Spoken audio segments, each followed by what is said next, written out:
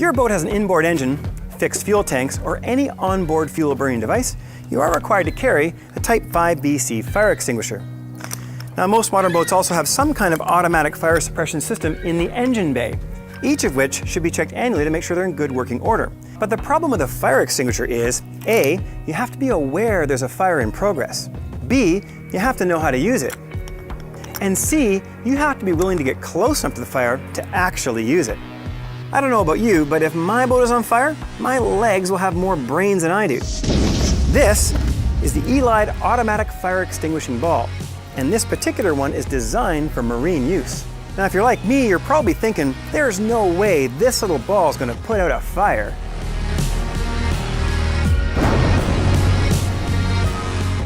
Next question though, how do they work? The Elide Fireball, or EFB for short, only activates when it comes in contact with a flame.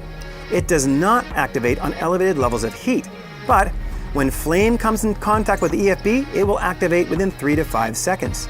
It completely snuffs that fire immediately. By dispersing monoammonium phosphate, a non-toxic and eco-friendly dry chemical, these balls can extinguish Type A, B, and C rated fires. There are two main uses. In its passive mode, an EFB is mounted in areas of concern where a possible fire could occur. In an engine bay, over a battery bank, above an electrical appliance, you name it. Basically anywhere a fire might occur. They can also be used actively by throwing or even flying them into a fire, although that should be left to the professionals. Installation is super easy.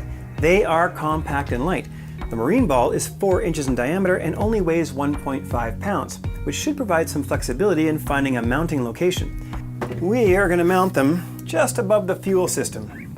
All you need is one screw and a mounting bracket. And that is all there is to it. You just want to make sure you put the arrow up.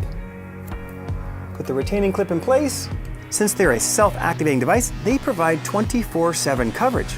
There are some restrictions. You shouldn't mount them in direct sunlight or in an area that will get exposed to water. Sunlight can break down the shell over time, and water can also damage the shell.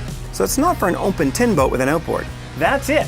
We are now protected by Elide Fireballs. So, should we go try one out? At the time of the initial shoot, we didn't have permission to start a fire on a boat in the marina.